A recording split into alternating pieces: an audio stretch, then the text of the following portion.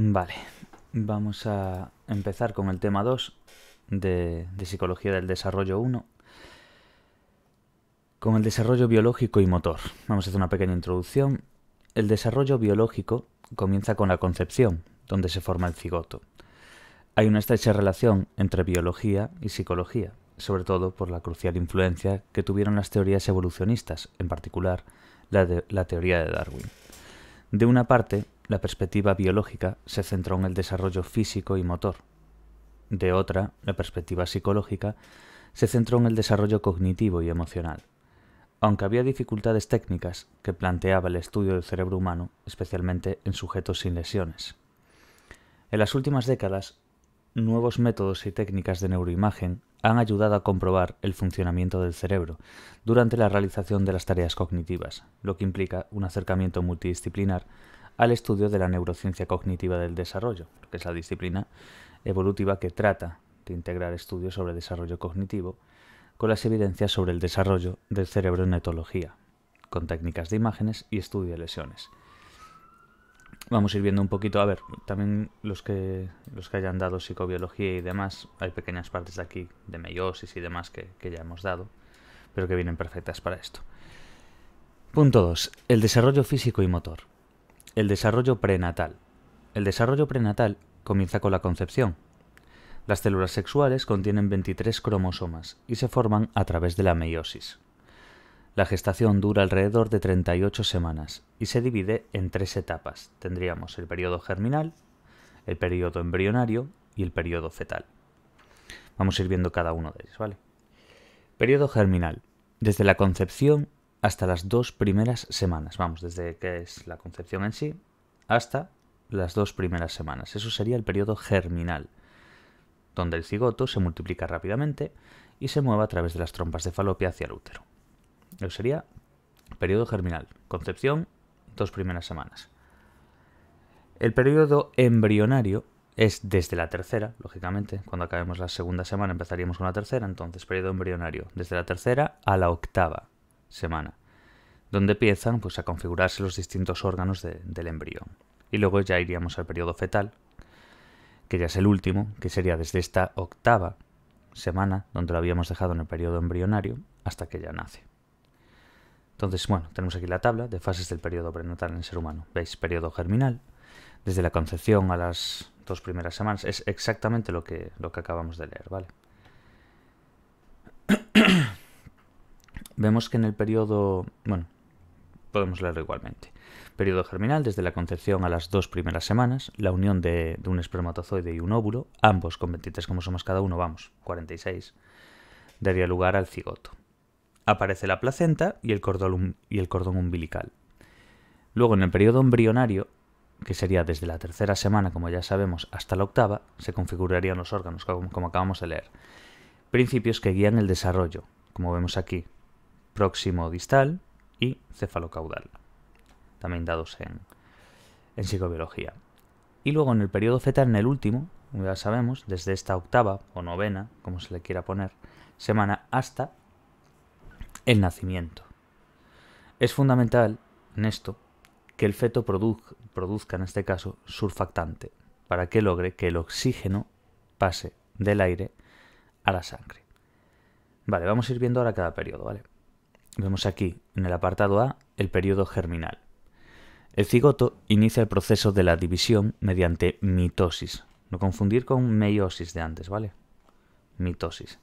El cigoto inicia el proceso de la división mediante mitosis.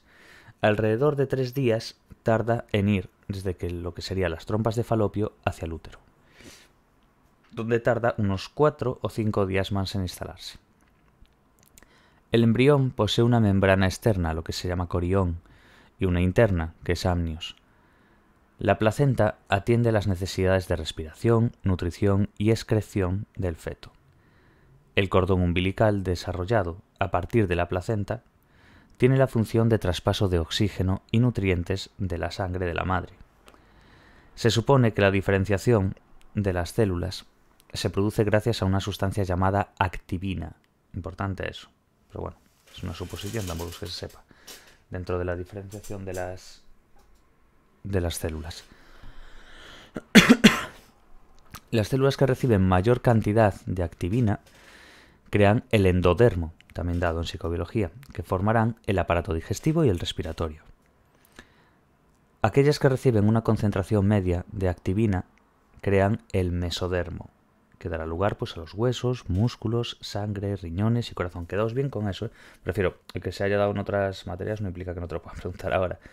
Entonces quedaos con la parte esa de que seguramente se supone que sea por la activina y que esa activina crea en el endodermo, bueno, gracias a esa mayor cantidad de activina, quedémonos con eso, endodermo, aparato digestivo y respiratorio, endo. Aquellas que reciben pues una concentración media, a diferencia que en la otra, básicamente lo que hay que entender es que en el endodermo hay una mayor cantidad de esa activina. Y es lo que, bueno, no es que la haya en el endodermo, se crea el endodermo a raíz de esa mayor cantidad de activina. Luego, cuando hay una concentración media de esa activina, se crearía el mesodermo. ¿Y qué hace? ¿A qué daría lugar? Vamos, a los huesos, a los músculos, a la sangre, a los riñones y al corazón. Y las células con menos cantidad de activina crearían el ectodermo, que dará lugar al sistema nervioso, la piel, el pelo y los órganos sensoriales. Entonces quedemos muy bien con esta parte. Mayor cantidad de activina, endodermo. Media concentración de activina, mesodermo. Y luego, para quedarnos ya con la menor cantidad de activina, el ectodermo. Entenderlo como arriba, en medio, abajo, por así decir. Y saber lo que crea cada uno, lógicamente. Vale, eso sería el periodo germinal que acabamos de ver aquí, desde la concepción a las 2 primeras semanas, como ya sabemos. Luego tendríamos un periodo embrionario. Recordamos, periodo embrionario desde la 3ª semana a la 8ª. Bueno, ya nos lo pone aquí, nos lo repite muchas veces, ¿sabes? Entonces muchas veces yo también intento evitar estar repitiendo lo mismo todo el día, pero es inevitable porque es una forma de repaso. Entonces, el periodo embrionario, desde la 3ª semana hasta la 8ª. En el embrión se desarrollan los órganos y los principales sistemas, nervioso, respiratorio y digestivo. Es un periodo muy crítico donde se pueden producir alteraciones congénitas como la sordera, paladar hendido, ceguera u aborto espontáneo. Existen 2 principios que guían el desarrollo del embrión y continúan actuando después del nacimiento hasta la adolescencia. El principio proximodistal, como habíamos dado, y el principio cefalocaudal. A finales del periodo embrionario, justo cuando vamos a ir acabando en este periodo, el organismo mide aproximadamente 2,5 centímetros. Aparece una distinción clara entre lo que sería la cabeza y el cuerpo, y se pueden distinguir los ojos, la nariz, el labio y la lengua. El corazón late con fuerza, el estómago produce pequeñas cantidades de jugos digestivos, los riñones purifican la sangre, y el sistema endocrino comienza a producir hormonas. Los ovarios o los testículos aparecen ya formados. Al final del periodo embrionario, los órganos aparecen formados en forma muy primitiva. Entonces quedemos bien con esto, ¿vale? Este principio, sobre todo el principio proximodistal y el principio cefalocaudal. Y como cuando está acabando este periodo embrionario, se distinguen, pues bueno, mide 2,5 por ahí y se distinguen por los ojos, los labios, la lengua. Un poquito todo. Vale, periodo fetal, último, el que iba desde la 8ª o 9ª semana hasta que nace, vamos, 38 semanas. Esta fase, el feto aumenta 10 veces su longitud. Al principio de la etapa aparecen ya las primeras células óseas. A las 16 semanas, importante esto, a las 16 semanas, el feto mide entre 15 y 17 centímetros y pesa alrededor de 100 gramos. La mayor parte de los sistemas están desarrollados, pero no sobreviviría si naciera, porque no existe conexión entre las neuronas en el córtex cerebral y porque no se han desarrollado pues todas las funciones. El feto no puede respirar de manera independiente, porque el oxígeno lo recibe a través de la placenta. El feto debe producir un líquido llamado surfactante, que lo que leímos justo antes en el cuadrito, ¿os acordáis?, que le permitirá transmitir el oxígeno del aire a la sangre. Este líquido empieza a producirse hacia las 23 semanas, pero si naciera en este momento se produciría el llamado síndrome de distrés respiratorio, habitualmente mortal. Si el feto nace entre las 24, quedaos bien con eso, ¿vale?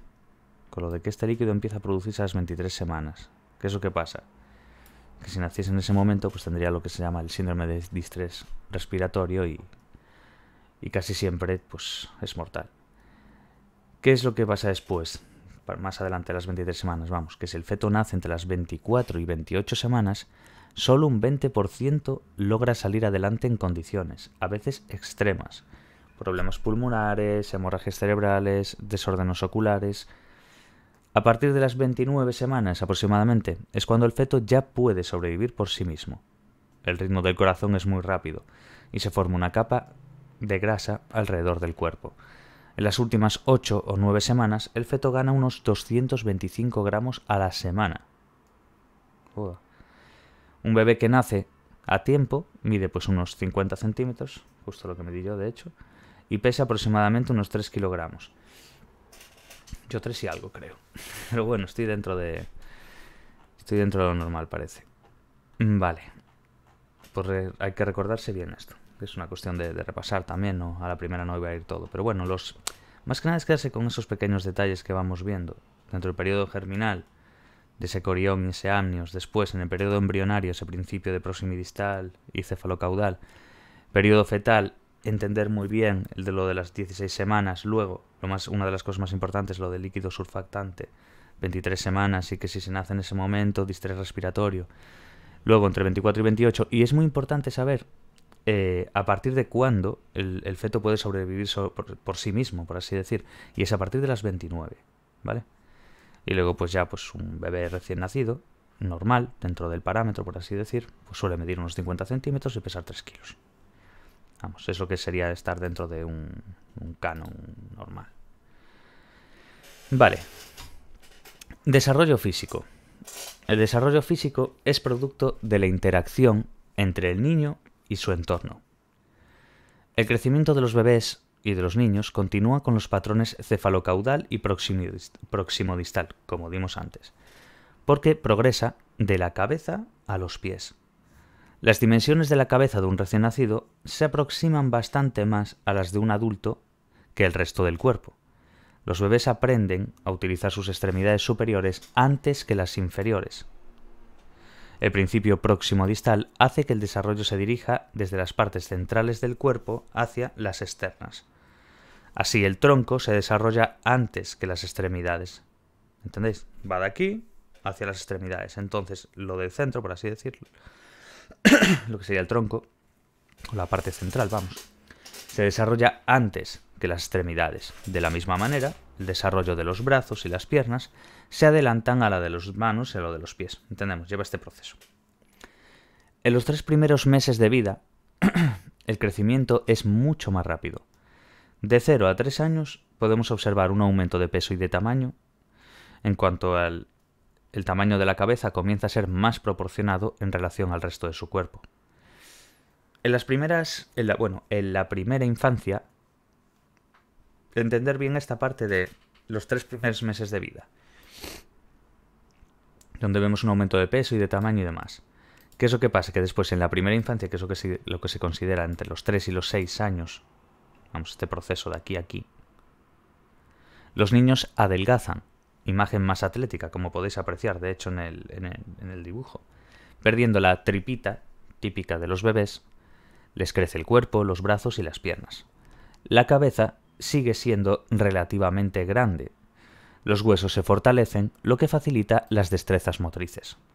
Luego, en la infancia intermedia, recordad bien estas fases, ¿vale? En la primera infancia, de 3 a 6.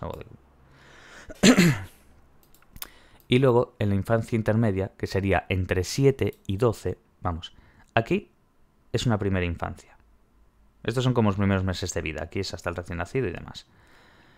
Luego, de aquí a aquí, de estas dos figuras, esto es la primera infancia, de 3 a 6, por así decir. Luego, de 7 a 12, que sería esta otra parte de aquí, esta sería la fase o infancia intermedia. Las diferencias individuales empiezan a ser más claras. Las niñas retienen un poco más de tejido graso que los niños. Lo característico en la adolescencia es... Ahora vamos a ver. Crecimiento súbito empieza, antes en las niñas que los niños, como ya sabemos. Dura alrededor de 2 años y es un síntoma de madurez sexual. Luego, características sexuales primarias. En las niñas maduran los ovarios, el útero y la vagina, y se alcanza la menarquia. En los niños se agrandan y madura el pene, los testículos, la próstata y las vesículas seminales. En los niños hay presencia de esperma en la orina.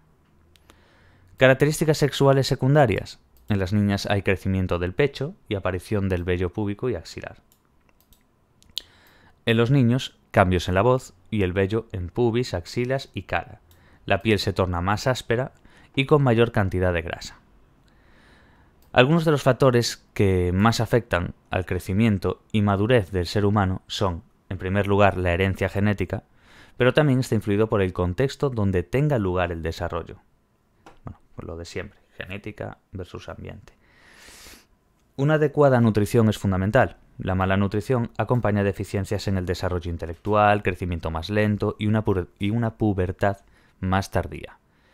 Una desnutrición prolongada es especialmente dañina si se produce en el periodo de la gestación y en los primeros años de vida. Los desórdenes alimentarios inciden directamente en el desarrollo. La anorexia nerviosa provoca debilitamiento de los músculos, piel seca y pérdida de la menstruación. La bulimia daña los dientes, irrita las encías y produce grietas en los labios. Las personas anoréxicas y bulímicas poseen un concepto muy distorsionado de la nutrición y suelen ser depresivas. Por último, la obesidad se está convirtiendo en un problema mundial, como ya sabemos. Las niñas obesas tienden a llegar a la pubertad mucho antes que las no obesas. En relación a los niños, los obesos dan el llamado estirón más temprano que los no obesos. Suelen tener problemas escolares y dificultades sociales. El ejercicio o la actividad física son beneficiosas siempre y cuando no se realice de manera extrema. El alto entrenamiento de los deportistas de élite puede producir un crecimiento menor. Esto es muy interesante. Las mujeres que practican atletismo de competición sufren periodos menstruales muy irregulares o les puede desaparecer de hecho la menstruación. La clase social parece influir en el desarrollo. Hay diversas variables que van asociadas al tipo de familia en la que el ser se desarrolla. En líneas generales, se podría decir que la pobreza suele estar asociada con un retraso en el crecimiento y en el desarrollo, especialmente entre los 3 y 36 meses de edad. En cuanto a deficiencias físicas, un mal funcionamiento del tiroides puede provocar enanismo o gigantismo. Igualmente, alteraciones metabólicas, infecciones, enfermedades en el hígado, corazón o en los huesos puede provocar verdaderos desastres en el crecimiento. Por último, los traumas y abusos psicológicos pueden provocar un enlentecimiento del crecimiento también. Podemos encontrar niños o adolescentes con baja estatura y poco peso, según la investigación, en niños con bajo nivel de la glándula pituitaria. Si a estos niños se les separaba del hogar familiar y vivían en contextos más armónicos, rápidamente elevaban la actividad de la pituitaria y empezaban a crecer con normalidad. Fijaos cómo todo afecta. Tanto no solamente la parte genética, sino el ambiente, cómo puede influir, y después la alimentación, etcétera, todo está conectado. Vale, vamos a un sorbito de agua que me estoy quedando seco ya. A ver. El desarrollo psicomotor. Punto 2.3. El desarrollo psicomotor supone la base para el desarrollo cognitivo del lenguaje, social y emocional. Es la manifestación externa del sistema nervioso central y se puede dividir en dos categorías generales, lo que sería la locomoción y el desarrollo postural y la habilidad para usar las manos, como ya sabemos. Esta parte está muy bien, aquí se ve además cómo va cambiando, es muy curioso. Bueno, la locomoción y el desarrollo postural son las habilidades motoras gruesas. Durante los 2 primeros meses, el volumen de sus piernas aumenta en grasa, pero no en musculatura. El bebé tiene una serie de movimientos estereotipados que irán desapareciendo a los 2-5 meses, entre los 2 y los 5 meses, quiere decir. A partir del 5.º mes va ganando estabilidad en su cuerpo. El centro de gravedad se dirige hacia abajo, las piernas se estiran y los hombros se ensanchan. Es lo que es la antesala del gateo. Hacia los 8 es importante que os quedéis un poco con las cifras, ¿eh? Me refiero, no las paséis muy por encima porque muchas de las preguntas van así. ¿A partir de cuándo? Siempre ponen bastante eso. Entonces, quedémonos bien. A partir del quinto mes van ganando estabilidad en su cuerpo, entonces el centro de gravedad se dirige hacia abajo, las piernas se estiran. ¿Por qué? Porque todo eso es la antesala a que vayan a gatear, como vamos a apreciar aquí, de hecho. Vale. Hacia los 8, ahora, como dijimos antes, a partir del quinto mes, pero ahora, hacia los 8 o 9 meses pueden gatear, lo que facilita el alcance de los objetos y una mayor proximidad a las personas. Las consecuencias de andar son: los niños exploran mucho más en su entorno y muestran conductas de acercamiento hacia las personas, fomentando la interacción social, o de alejamiento, fomentando su autonomía. Los padres empiezan a tratar al hijo como un ser más independiente. Al mismo tiempo aumenta la probabilidad de sufrir algún accidente, que hace que los padres intervengan más. Todo este proceso se rige por el principio cefalocaudal, como ya hemos visto. Gracias, por una parte, al crecimiento del esqueleto, aumento de la musculatura, maduración de los órganos internos y el desarrollo cerebral, y por otra, a la práctica de los diferentes movimientos. Quedémonos bien con esta parte, donde nos va explicando que a partir del quinto mes va ganando esa estabilidad y demás. Y luego ya nos pasaríamos a los 8 o 9 meses, cuando ya empiezan a gatear, y eso ya les facilita el coger objetos y demás. Y todo este proceso se está rigiendo por el principio cefalocaudal, ¿vale? Bien. Ahora, la habilidad para usar las manos. Son las habilidades motoras finas. Se puede también dadas en psicobiología. Sí, es muy curioso esto, porque mucha gente va pillando materias según le venga. Y a veces es cierto que hay algunas materias que puedes cursar independientemente de no haber hecho nada en primero. Pero sí que es cierto que notas después, por ejemplo, psicobiología, yo la noto en muchas materias. Igual que el que da materias como aprendizaje o ciertas cosas de historia, donde ves que se repiten todo el día ciertos autores y tú ya lo sabes previamente por eso. Entonces creo que es interesante estas cosas, como cuando das fisiológica. Yo ahora, cuando estoy dando fisiológica, digo, es que esto es casi todo de psicobiología.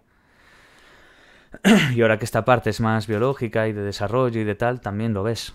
Entonces, creo que es interesante seguir el plan que ya te da. Pero bueno, eso ya es personal de cada uno y de lo que quiera. Pero bueno, eso, sigamos. La habilidad para usar las manos.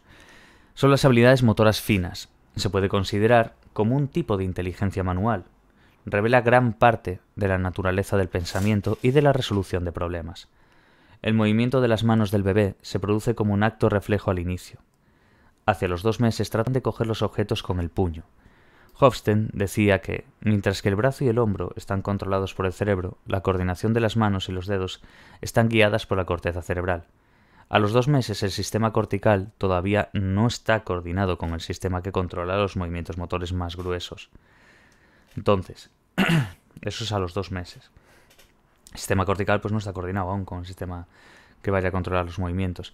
¿Qué es lo que pasa? Que después, a los 4 o 5 meses, el bebé trata de coger los objetos con las manos abiertas. ¿Veis aquí? Cuando está, sentado, que es un ejemplo de coger objetos con las manos y demás. Y vemos eso, como a los 2 meses el sistema cortical no estaba aún coordinado. A los 4 o 5 meses el bebé, ¿no ves? Y ya sostiene, vamos a ver cómo los va a sostener de todos. Trata de coger objetos con las manos abiertas. Hacia los 9 meses el gesto es rápido, ágil y preciso a la hora de alcanzar un objeto para llevárselo a la boca. A los 12 meses al año, exploran a su alcance por la manipulación con las manos, lo que se rige por el principio próximo-distal. ¿Veis los dos principios? La locomoción y el desarrollo postural, la postura y demás, eso es principio cefalocaudal. Luego, cuando pasamos a lo que es la habilidad para usar las manos y demás, se rige por el principio próximo-distal. Eso es muy importante saberlo, ¿vale? Y después, fija, con los dibujos se ve muy bien, yo creo, es una de las formas buenas de verlo. Bueno, vamos por aquí aproximadamente, que es cuando ya va explorando y demás. En el segundo año se observa el desarrollo motor en su conjunto. Las habilidades motoras finas y las gruesas. Es importante saber eso, en el segundo año. Superar su batalla con la gravedad y el equilibrio. Hay que esperar hasta los 7 años para observar una locomoción más compleja, como sería saltar, correr, escalar. Pueden tirar y o coger distintos objetos con bastante precisión. Pero no será hasta la adolescencia cuando podamos observar una combinación creativa y refinada de los movimientos de locomoción y equilibrio con la manipulación de las manos. El desarrollo psicomotor es el nexo privilegiado entre el desarrollo físico e intelectual. La capacidad del niño para moverse le facilita información del mundo físico y social, así como información para conocerse y reconocerse a sí mismo. Perfecto. Vale. Esto creo que son unas 10 páginas, puede ser. A ver, 5. Sí. Esto sería la mitad del tema. Deberíamos cortarlo por aquí, yo creo. Para así hacerlo en dos vídeos y que no sea tan pesado. Sí, yo creo que aquí es perfecto. De hecho, 5. De hecho, ya nos pasamos un pelín. O vamos a empezarlo. Lo dejamos por el desarrollo cerebral. Ahora simplemente repasar esto un poquillo y después volver. Y cuando se acaba los temas, yo lo que suelo hacer, pasa que ya lo hago en Patreon y demás, es ir haciendo preguntas sobre ese tema. Preguntas de exámenes anteriores, de autoevaluaciones, de cuestionarios, de lo que sea. De casi siempre suele ser útil cualquier cosa. Y las vas haciendo conforme acabes. Sin mirar, lógicamente. Y las vas haciendo y ves si fallas un poquillo y vuelves a esa parte donde fallas y lo repasas y ya está. Y para mí eso es una de las mejores formas. Yo, por ejemplo, cuando lo leo y demás, yo lo voy leyendo como si lo fuera explicando. Lo mismo que hago aquí. Y para mí es una de las formas más útiles de estudiar. Es que si tú lo das expresado a otro, es que te lo sabes. O que te lo sabes medianamente bien. Creo que esa es un poco la clave. Vale, pues lo dejamos por aquí. En el desarrollo cerebral para el siguiente vídeo. Y nada, ánimo a todos y aún queda bastante, pero bueno, hay que ir dándole. Chao, chao.